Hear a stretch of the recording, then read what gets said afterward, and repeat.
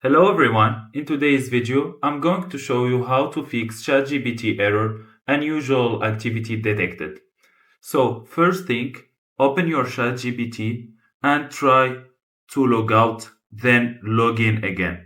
After that, if this doesn't work, try to open a private window here and try to work with ChatGPT here. You can log in also to your account or working on this tab.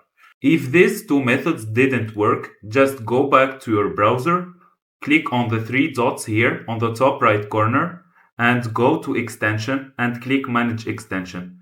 Try to disable all the extensions that you are currently using because sometimes they are making the error with ChatGPT.